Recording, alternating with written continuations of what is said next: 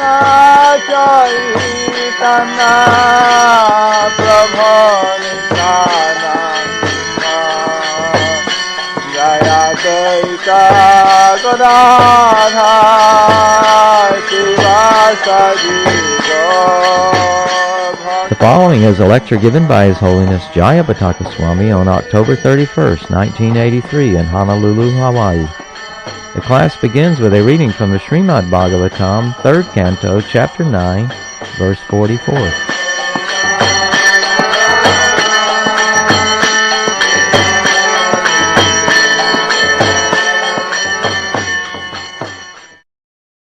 Sarva-veda-maya-edam Atmanatma-atma-yonina Prajasrijayata purvam Yascha Mayanuserate. Translation by Srila Prabhupada. By following my instructions, you can now generate the living entities as before. By dint of your complete Vedic wisdom and the body that you have directly received from me, the supreme cause of everything. Translation with repetition. By following my instructions, you can now generate the living entities as before. By dint of your complete Vedic wisdom and the body that you have directly received from me, the supreme cause of everything. Text 44. Maitreya uvacha Tasmaivam jagat srashtre Pradhana purusheshvara Yadzidam svena rupena Kanjanabhastirodhate Tasma evam jagat sashtre Pradhana purusheshvaraha Yajyedam svena rupena Kanjanabhastirodhate. Creator of the universe, to expand the primeval Lord, the personality of Godhead, in his personal form as Narayana, disappeared.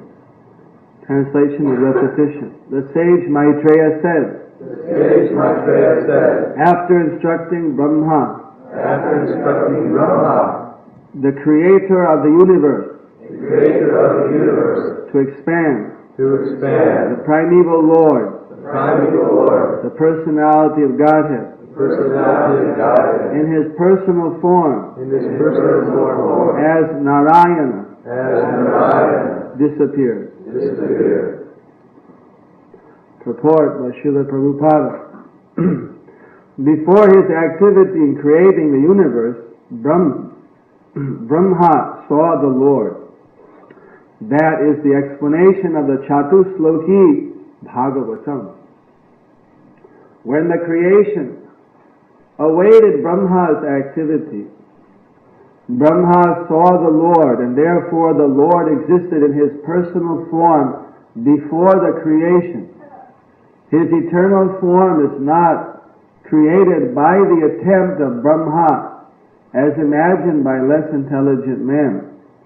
The personality of Godhead appeared as he is before Brahma, and he disappeared from him in the same form, which is not materially tinged. Thus end the Bhaktivedanta purports of the 3rd Canto, 9th chapter of the Śrīmad-Bhāgavatam, entitled Brahma's Prayers for Creative Energy. This clears up one doubt that sometimes the Mayavadis raise. The Mayavadis seem to think that the personality of Godhead is a creation of the material world. They want to say everything is impersonal. So for those students of the Vedic literatures, in this chapter it has been irrevocably established that before Brahma could create, that he was able to have the audience with Lord Narayana, the expansion of Krishna, and it is only by Narayana's mercy that he was able to create. What to speak of creating Narayana? Only Brahma could create by getting the mercy of Narayana. Narayana exists before the creation, during the creation, and after the dissolution of this material world. So those philosophers should have no doubt that the Supreme Personality of Godhead is beyond this material creation. Even Shankaracharya, who is their founder, so to speak, he has clearly said, Narayana Paro Bhaktat, that Narayana is beyond the material unmanifested state. That means that Narayana is in the spiritual state, beyond the material world. Of course, the Bhagavatam explains that there are the three features of Godhead. Vedanti tat tattvam yadam tattvam yadjnanam advayam brahmeti panamatmeti bhagavaniti sabhyate. That is Brahman, Paramatma, and Bhagavan. So the personalists, the devotees of the Lord, they understand the personality of Godhead, and automatically they also know the Paramatma feature and the Brahman feature, or the impersonal feature. There's no difficulty for them to understand all the features, but for the impersonalists, they're not able to understand the personality of Godhead. The Lord Chaitanya Mahaprabhu, he appeared in this material world also on his own free will. He is Krishna himself, and he came into the material world for his own purpose. You see the difference, that when Krishna in his expansion, or directly as Lord Krishna or as Chaitanya Mahaprabhu come into the material world, they're not coming like an ordinary living entity who comes under the dictations of karma. A normal conditioned soul doesn't have any freedom to choose who will be the mother and father. They are forced by the laws of nature to take a birth, and they are put into a particular situation. And they're under the dictation of the laws of karma during their activities in their lifetime. But Krishna, when he personally comes, or Chaitanya, when he personally comes, they're beyond this jurisdiction of the material world. Rather, the material world is simply acting on behalf of the Lord. We have seen in India where many ministers and the vice president and so on, they sometimes visit our temple. President of India, different people, they sometimes visit our temple. And they tell their secretaries that you make arrangement, I'm going to the Hare Krishna Center. And about a week ahead, the policemen come and say that so-and-so is coming here. Everything is ready. They check it out, where they're going to stay, this, that. And the day before, again, some other officer comes and checks it out. Then the day they come that morning, the police come to stand in front of the main gate, in front of the temple, all around. And then when they finally come, then they come with a pilot car in front, and then they come, and then behind they got more police, and it's like a whole thing. Then when they come in, we have to feed them, the 5 secretaries and their family and their attendants, and then all the 6 drivers for all the cars, and then another place they had to feed all the policemen. It's a big operation. We can see that how they simply tell their secretary, all right, I want to go to this place. We go invite them, we tell the secretary, and from then on, the police and the district administration and the state administration. One time, the lieutenant governor of Pondicherry was coming to Mayapur as an official state guest of the state. He was the head of the Union Territory, and he was coming as an official state guest attending a function in Mayapur. So for 1 month before his arrival, they had repaired the roads, and there's a little demarcation alongside what is the government road property and what is the public property. They have little white stones that sit in the side of the road, about 30 feet, 40 feet from the road. So those they painted white, put little numbers on it showing how many miles to Mayapur and things like that. They did so many different things to prepare for this dignitary's arrival. So similarly, Krishna, he just tells his internal energy that I'm going to appear in the material world. She tells the material energy, and everything is automatically arranged. They don't have to, Krishna doesn't have to do anymore. To think that Krishna is coming like an ordinary living entity, you see, forced by the laws of material nature, this is a very big misunderstanding, which these slokas tend to educate us in, by seeing that even Lord Brahma is completely underneath the domain of the Supreme Personality of Godhead Vishnu. So, when Lord Chaitanya appears, also, the place that he appears is something very special. It's not an ordinary place. That place is part of the spiritual world. It's underneath the protection of the internal energy. Just like when the governor is coming, at that time he's not leaving his security up to us. He's got his own policemen. The government, even if he doesn't care, but the government doesn't leave it up to us. They bring their people. They don't want anything to happen while he's there in their state. So the spiritual energy, the place where Lord Chaitanya is, although there's not any question of any danger, but nonetheless, the spiritual energy expands in that particular area just to accommodate the Lord's pastimes. That area is permanently part of the internal energy's activities or jurisdiction.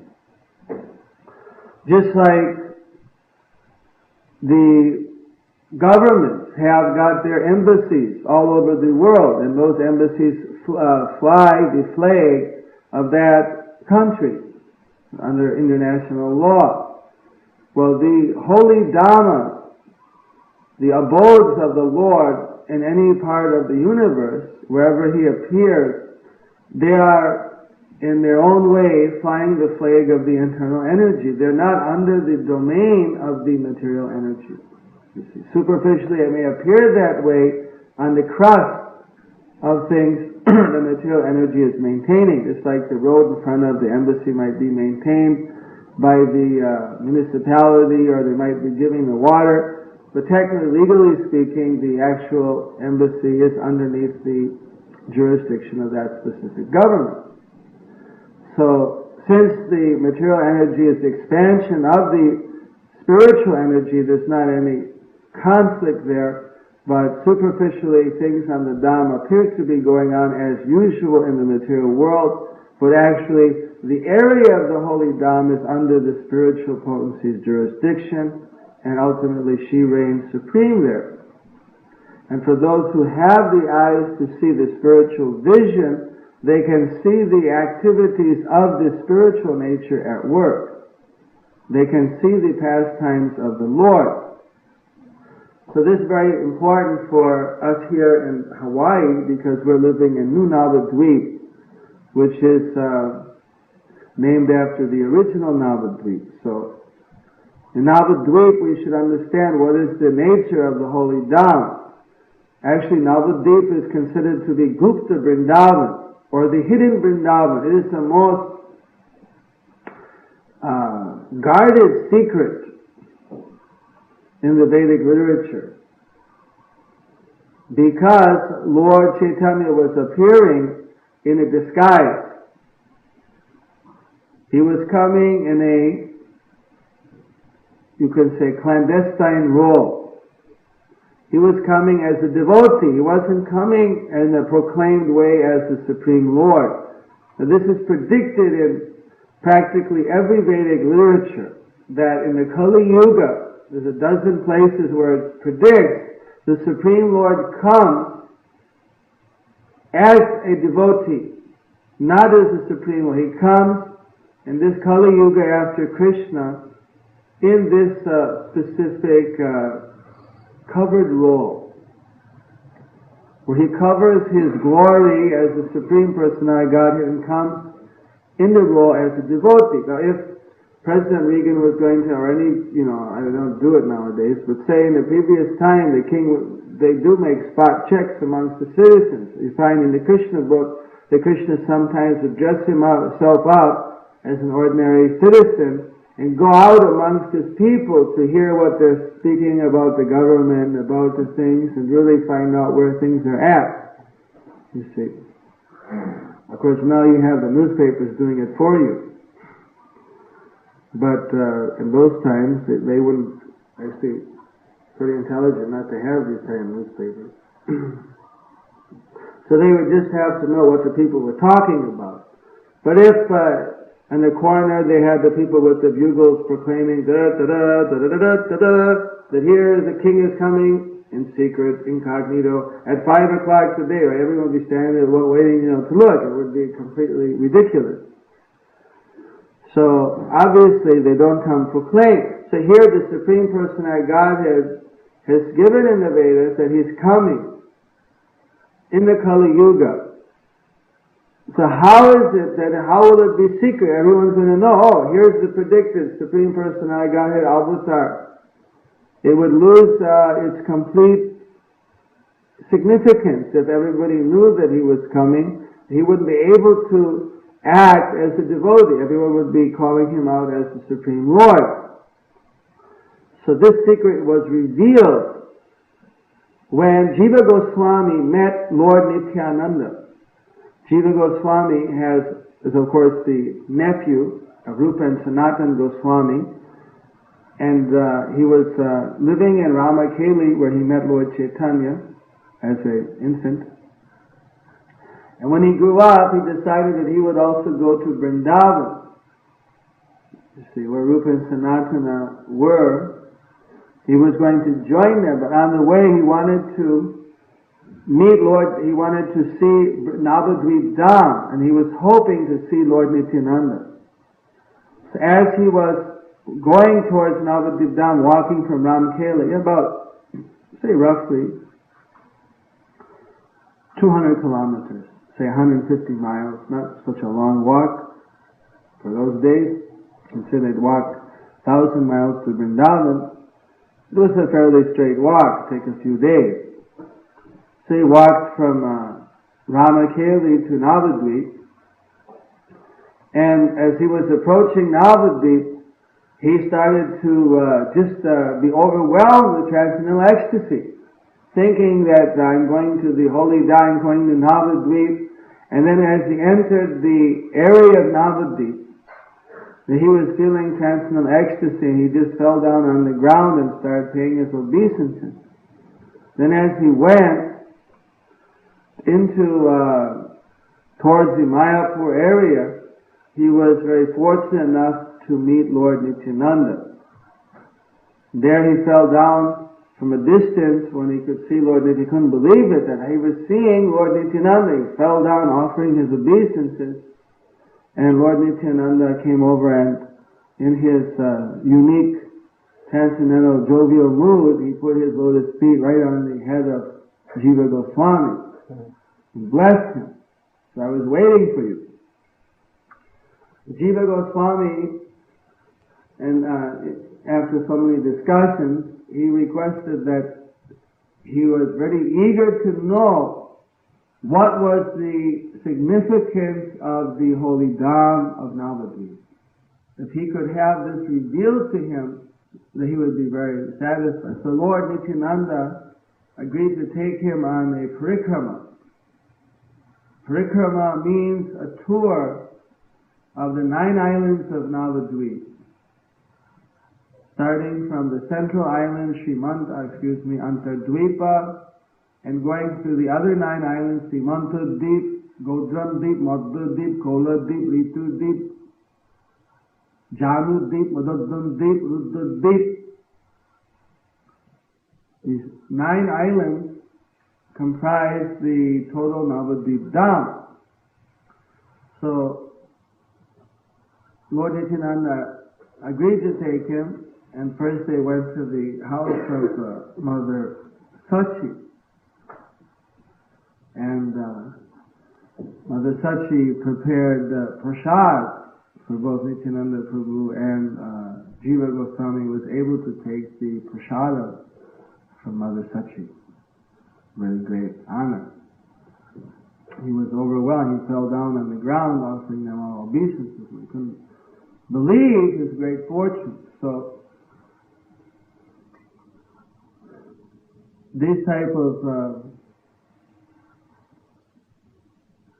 there are many pastimes like that. Anyway, Jiva Goswami was able to see was able to go to the birth site there. Nityananda Prabhu explained what is happening, what are the different places where the Srivas Angan was, Srivas's house, all the different places in the Antardvipa. The 5 ghats were still there, of course, where Jagai Madhai Ghat, the one that was built by Madhai's Ghat, the Bharokana Ghat, all the various ghats mean the bathing stairways going into the Ganges, which are considered to be very sacred.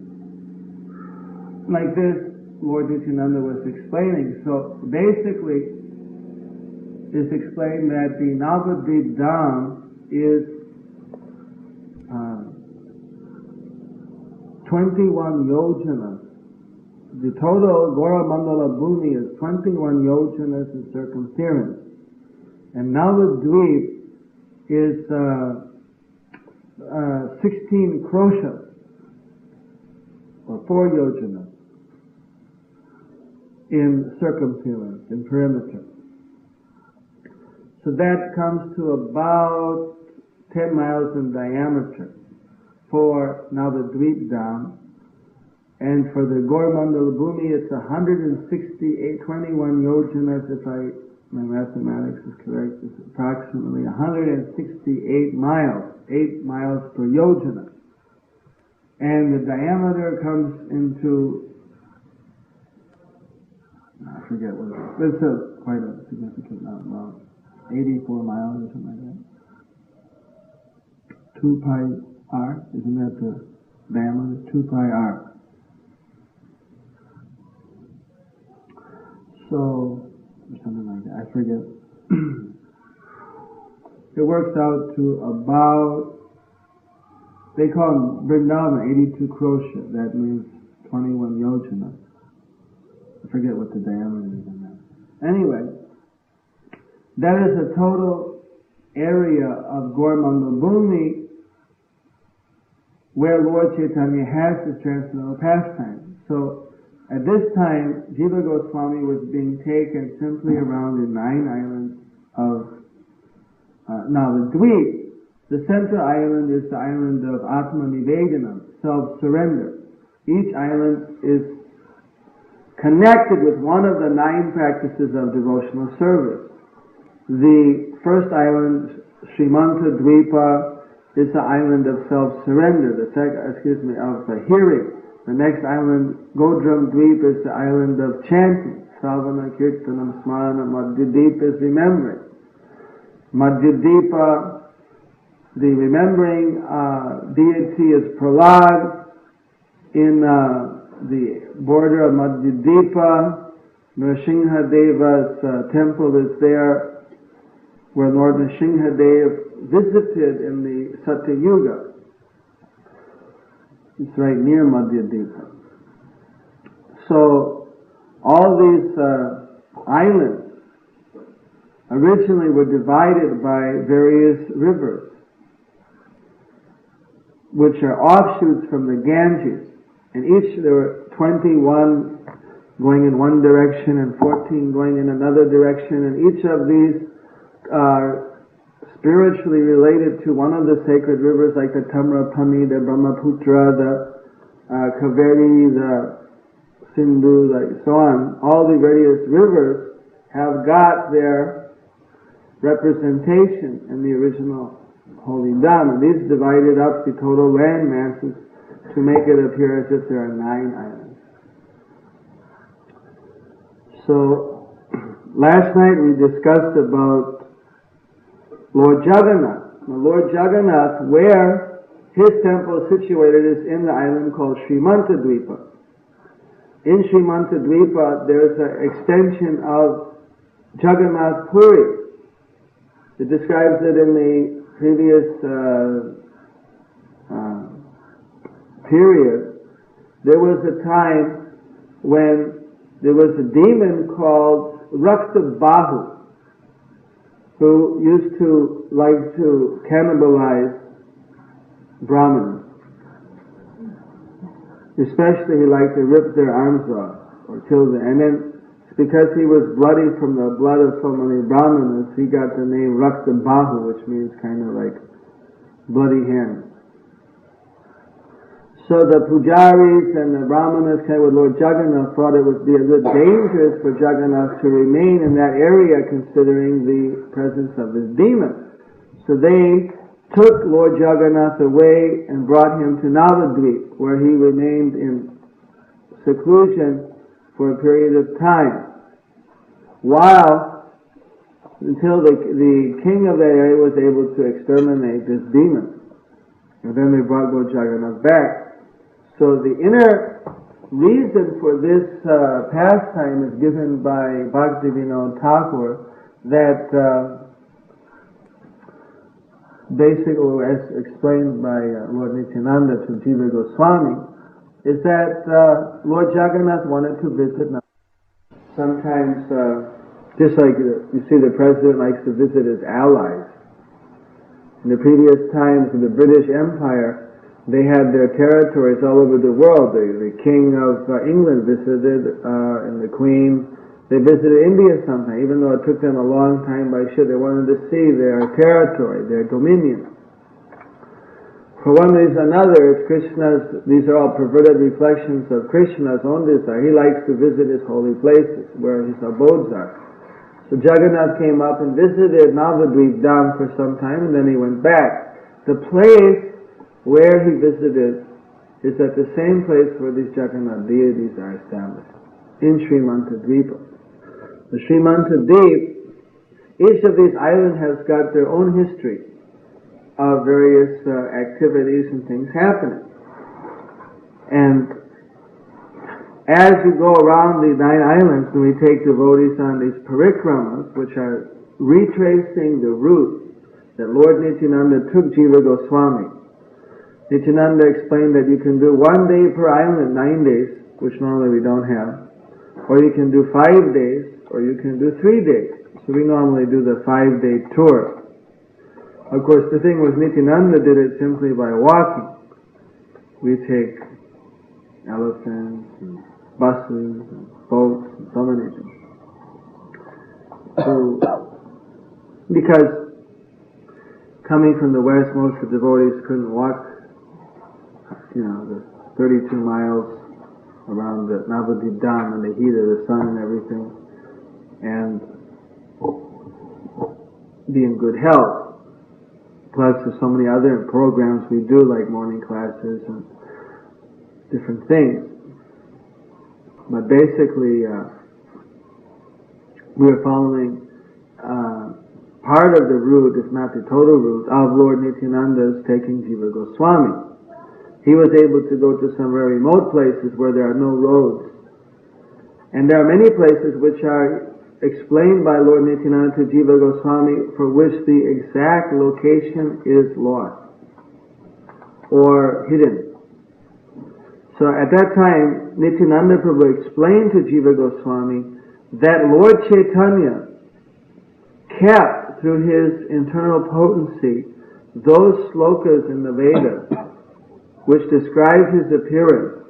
He just kept them more or less undiscernible to all the pandits.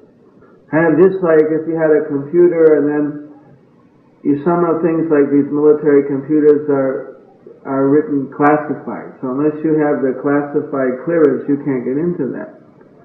Of course, nowadays all these kids are trying to break through those things, so that the military had to remove their computers from the public telephone system. Well, we know that every time we read the Bhagavad Gita, we get something new out of it. Every time we'll read the Bhagavatam, we'll get some new inspiration. According to our purity, it's like a kind of automatic clearance, how much we can get out of it. And every time we read, we get a little more purified. We read more, we'll get something more. It goes on, like in its own sublime way. It's kind of a crude example. Well, somehow by Krishna's mystic potency, by his internal energy, the sages, when they would read that there's going to be a Chana avatar, somehow it just wouldn't register and they just go on. That aspect of their intelligence was just covered by Maya. And so no one would, if they thought about it, they would just, couldn't figure it out and kind of just go on.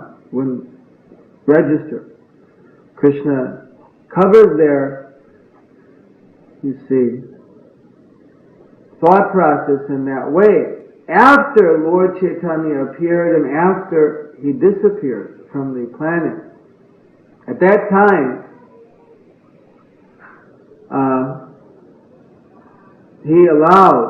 he told Nityananda that now my glories, they can be revealed after, because it's not going to interfere with his pastimes then. So that time the glories of the holy Dham, the glories of Lord Chaitanya, they had the full sanction to be revealed because they're not going to interfere with his pastimes anymore. Now people can know who he is and what was his actual purpose.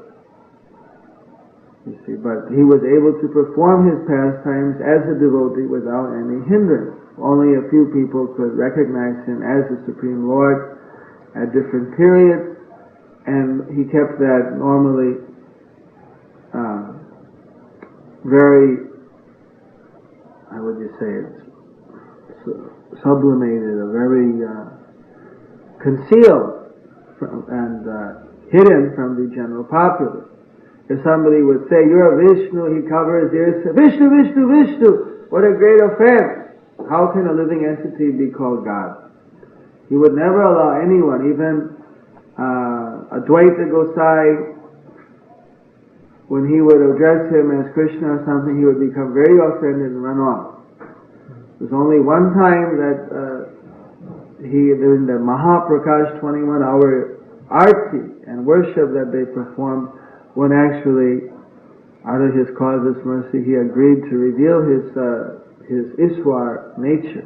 After that, he didn't reveal it again, except for maybe momentary things like with Sarvabhauma Bhattacharya and so on. So now we have the complete authority to inform everyone of the actual position of Chaitanya Mahaprabhu, that he is the Supreme Personality of Godhead, and the nature of his holy abode, Navadvip Dhamma, Vrindavan Dhamma, the abode of Krishna. These things, of course, there was no problem ever for the abode of Krishna, but even Lord Chaitanya and his abode and his name, these things can now be revealed. So, for this reason, Lord Nityananda was taking Jiva Goswami and showing him. This tour of Nityananda with Jiva Goswami is recorded in several books. One is the Navadip Mahatma, another one is the Bhakti Ratnakar, and in other places also there's mention of it. So,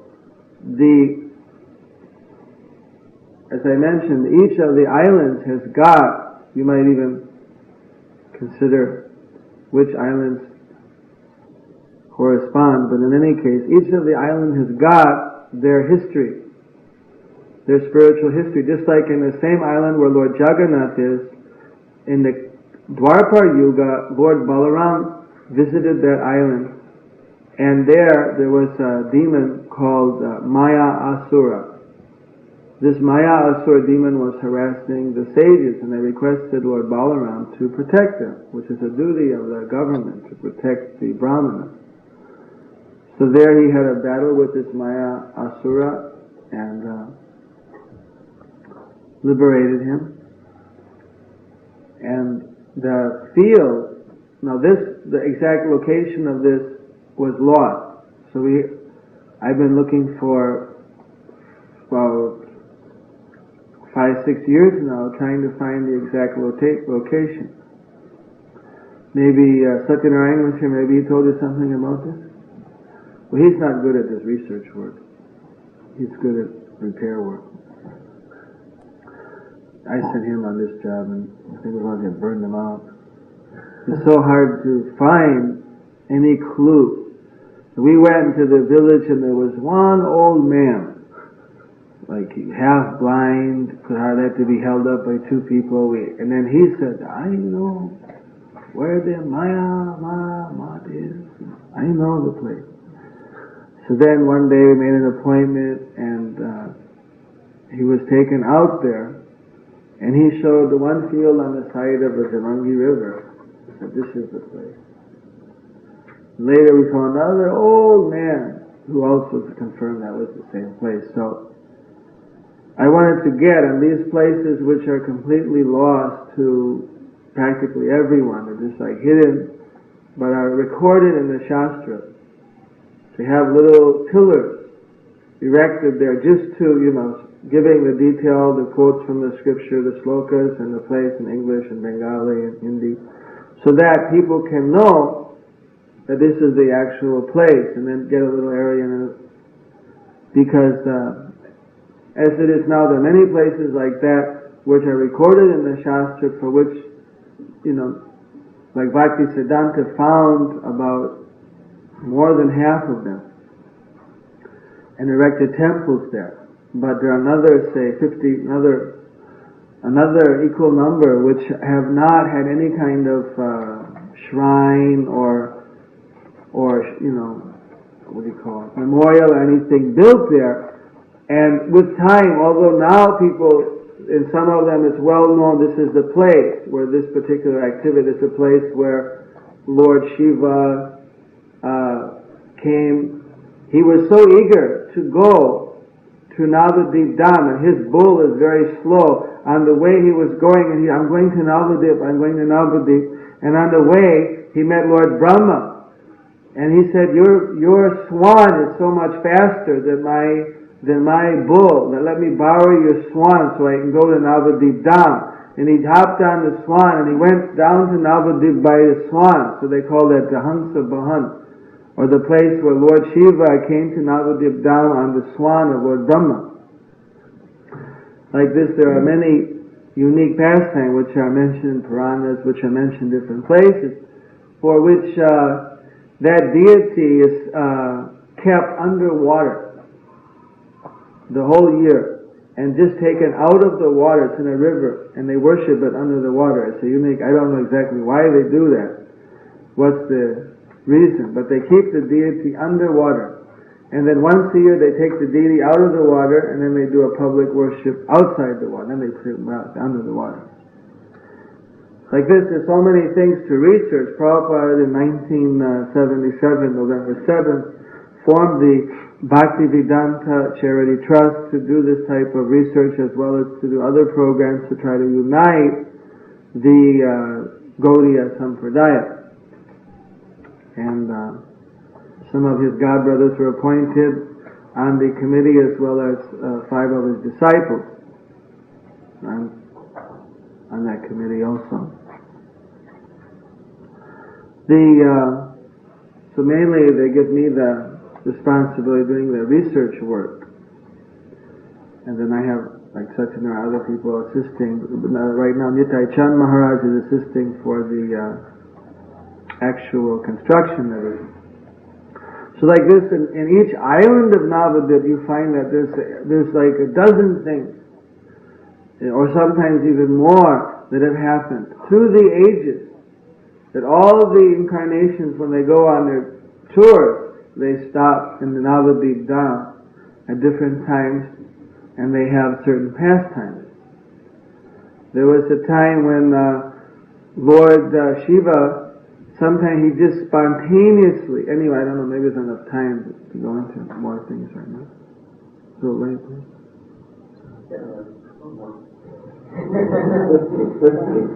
Lord Shiva, he suddenly became overwhelmed with ecstasy just thinking about Lord Chaitanya's pastimes in the Kali Yuga. And he started jumping up and saying, Gauranga, Gauranga, Gauranga, Gauranga. It just became completely overwhelmed, just in the mood of Lord Chaitanya giving out love for Krishna and his whole ecstatic pastimes. He could see in the future coming there in Kailash, he became completely ecstatic, just chanting Gauranga. Mother Parvati was completely shocked. She didn't know what was going on. They said, who is Gauranga? Just by hearing the name, my hairs are standing on end.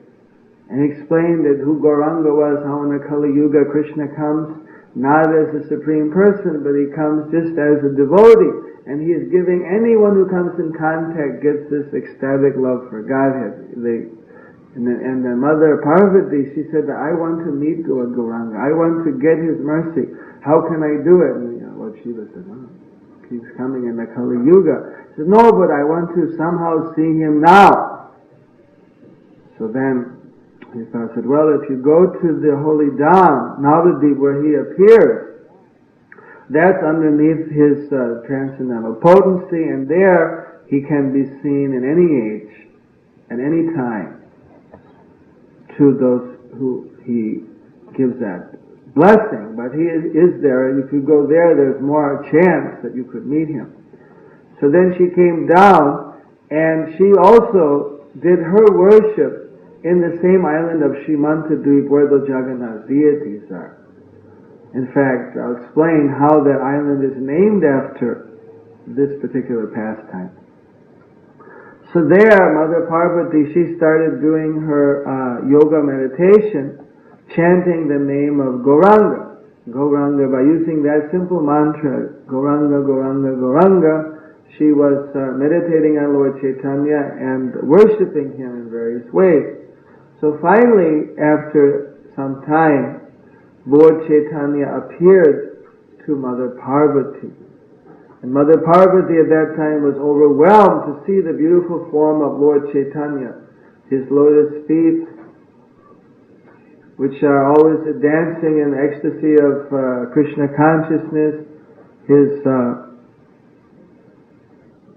his lotus eyes, which are going back almost to his ears, his beautiful long flowing hair, his garland with bumblebees, everything flying around, his broad chest, just like a doorway, his narrow waist, just like a lion's waist, and then his yellow garments, and she was completely overwhelmed to see Lord Chaitanya, and she fell at his feet and started to appeal to him that you are the most merciful incarnation.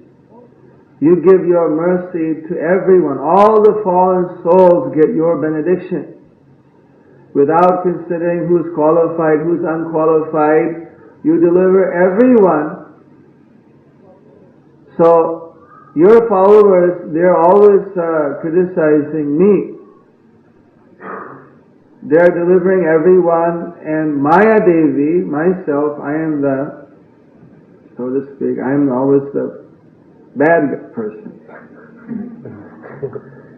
So that's all right, but one thing is that won't I get the opportunity to be delivered? Can't I be delivered? You're going to deliver everyone and not me? I'm not going to get the mercy? Am I so unfortunate that I won't get the mercy? You're delivering everyone, and I have to remain without love for Krishna, and everyone else is getting love for Krishna except for me? Please have your mercy upon me, Chaitanya Mahaprabhu, Gauranga Mahaprabhu. And like this she was pleading and begging. So then Lord Chaitanya revealed to her at that time, you see, although she's the expansion of Radharani, you see, but at all times she might not be aware of it in a direct way. I mean, aware that she's expansion, but not her intimate connection with Radharani. Somehow by His divine mercy, He revealed to her how she was the expansion of Radharani, and that in the holy down of Navadvip that she was non-different. And there she was able to perceive her connection with Srimati Radharani and experience love for Krishna in a very sublime way. So she resides there in a specific form known as Protamaya. So in the holy Dham, Maya Devi does not act in the same way. Especially in Navadvip Dham, she resides as Protamaya and she helps people to become Krishna conscious. So like this, at that time she took the dust from Lord Chaitanya's lotus feet, she was pacified, and she put that dust on her forehead, just like the married women put the mark in their part of the hair. She put the dust there like that, anointed her head. And this part is called the Śrīmanta. So that island is named because she took the dust of that island and put it on her hair part, with the Śrīmanta part of her lotus head. That island is known as Śrīmanta-Dvīp, or the island of Śrīmanta, the island where the dust was placed on the Śrīmanta location on the forehead of Maya Devi, Mother Parvati. So like this, each of the islands have their specific pastimes and histories, and then Lord Nityananda, after just showing these to Jiva Goswami, then again he'd go to the next island and continue with the various descriptions. So this is just a sampling of some of the activities which happen in one of the 9 islands in Navadvip Dham. So you're all very, very fortunate to be living in New Navadvip, here with the Panchatattva, expanding their pastimes, and the more that the Harinam Sankirtan Yajna is expanded throughout New Navadvip, certainly the presence of Lord Chaitanya will have a purifying effect on all the residents. Hare Krishna, Krishna Krishna, Hare Hare, Hare Ram, Ram Ram, Hare Hare. Any questions? Yes? I was just wondering, is there any researchers, the circular of the research that comes out of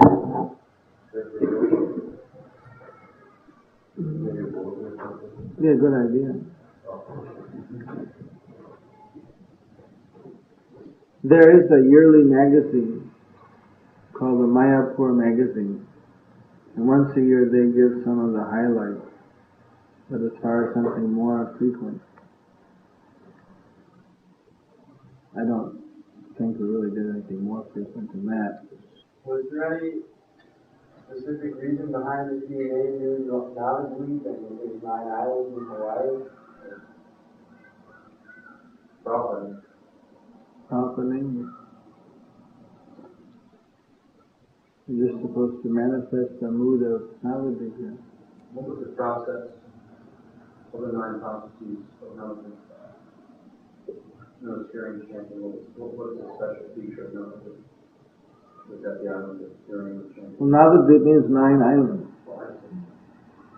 So within the 9 islands, it's described that there's the one island, the Antardvip island, is like a center, and the other 9 islands come off with like 8 petals in a lotus. So each of, What is Antardvip is where Lord Chaitanya appeared. That's where that. What's the process? Atma Nivedana.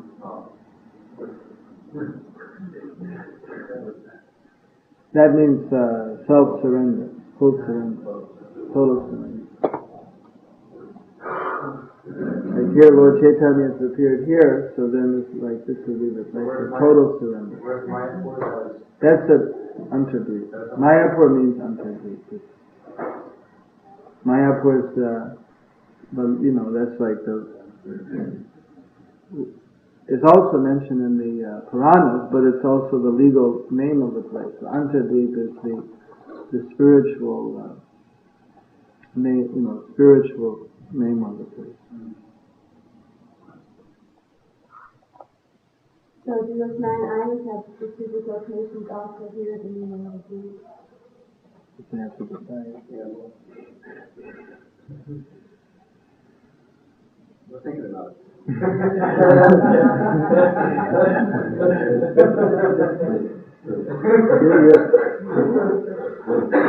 Your farm is the cultivation of Krishna.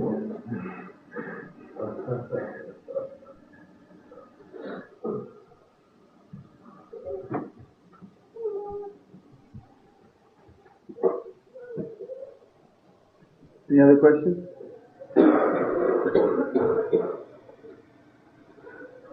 You were saying that when the Lord appears in the sky, incarnations, he still always likes to go around and visit the places where he has different pastimes.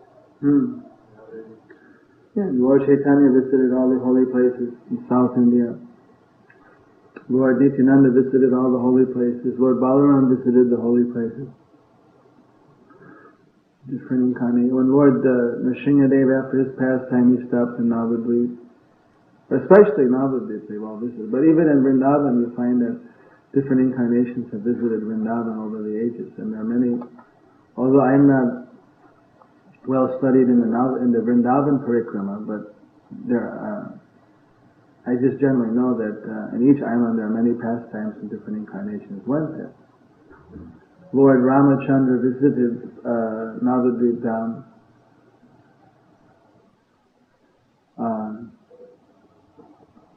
Lord Krishna had to personally save Bhima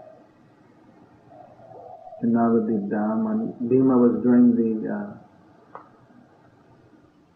should we call that the Rajasuya or Agnihotra. He had to go and tour all the country and defeat them, or just take the horse. So at that time there was a king in Navadvip called Samudrasena, and he decided that if he could give a stiff fight to Bhima, so stiffly that he would be about to kill him, that then Krishna would come and save him, because he's a great devotee of Krishna. That would give him an opportunity to have the darshan of Krishna. So then he attacked Bhima. It was a heavy fight, and he was about to defeat him when Lord Krishna came and saved him, and then Samudrasena, kind of like Bhishma, he surrendered to him. So he just wanted to have his darshan.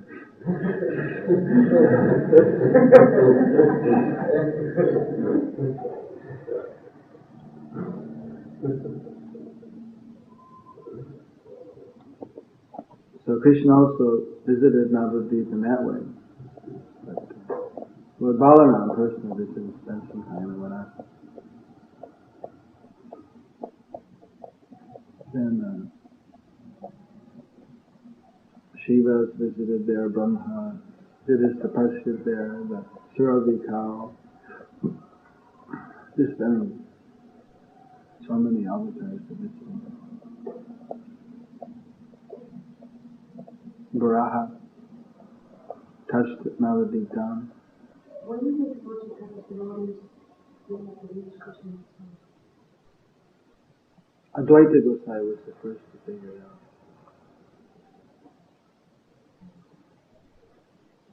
After some time of his starting the Sankirtan,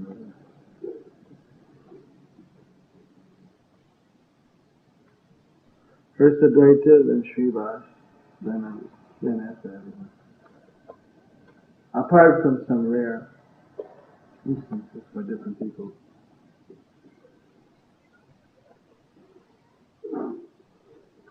Different devotees in their lives. How did Haridas Thakur how did he find out? One of the first people to find out.